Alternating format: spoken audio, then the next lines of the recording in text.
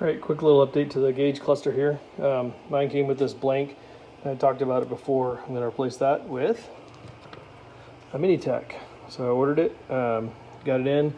Pretty simple little setup. Just pop that into there from the back, and the wiring is pretty straightforward. Got your green to your signal, black to ground, red to a switched 12 volt. The signal is going to come from our ECU in this case. We'll find a ground, and then I believe there's a switched tachometer signal cable right there at the harness, right at the console there. So I'm gonna go ahead and get started on that and swap that out.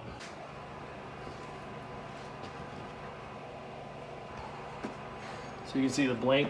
I don't know what the clock looks like, but the blank has 3 screws. I only have 2 left, so I'm gonna pop those out.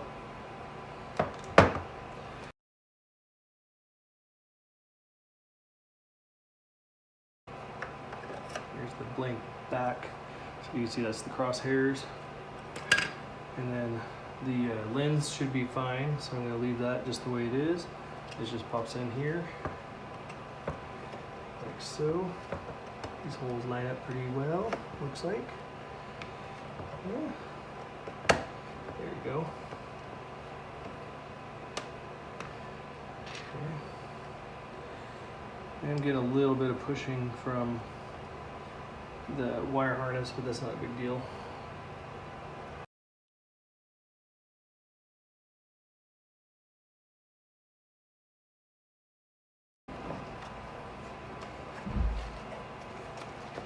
All right, that looks rad, and that was quick and easy.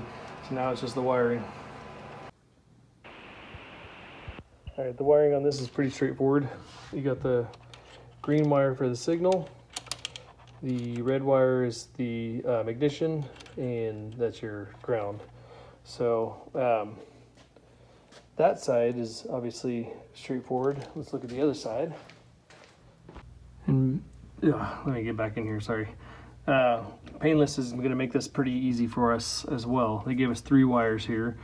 The blue wire is actually the light, and then the other 2 are the signal and the ignition power. So I'm going to just hook these 2 to the green and red wires on the Tach, and then I'll hook the ground right there or something, and then the other end of the signal wire goes right here. So this was the one that was out there. I had it on the coil negative, and I could have left it there, probably would have worked just fine, but our ECU comes with a Tach signal, so right there. So I'm going to tap into that with that, and then that should give us the signal, and we should have everything else wired at that point. Okay, I found it. So the fan's already hooked up and all that, and so what I wanted to see was this Tach signal output is a 12 volt square wave. So it says many old style tachometers only want a primary signal. So what that means is essentially you have a wave when you have an electric current, and this is a crappy wave, but you have peaks and troughs, and they're smooth because it's analog. When you get a digital signal like from the ECU, it gives a square wave like this. And some of the old analog Tachs won't read that. So if it doesn't work, it says just hook it up to the negative on the coil, and it should work. So we're going to try it with the ECU, and then if it doesn't work, we'll go over to the other one and call it good. All right, that's what she looks like in there. Went ahead and hooked up the speedometer cable as well. And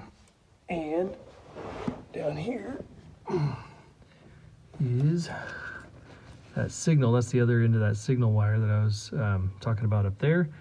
I went ahead and hooked it up to the ECU. You can see that's the wire coming off the harness there. And so that should be a good signal. If not, I left it long. You can see I coiled it up, and we can run it back out to the coil if we have to. But we won't know if it works until we get her fired up. So now we got her ready.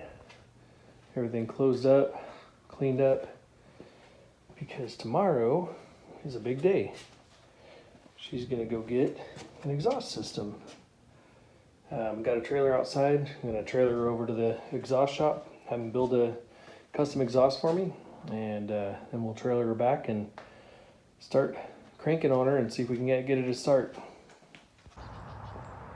All right, loaded her up, heading to the muffler shop. Videotape it underneath so she can see it.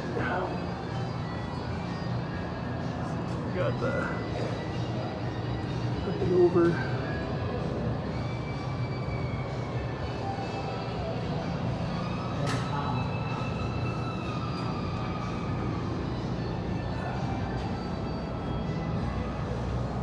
That goes up.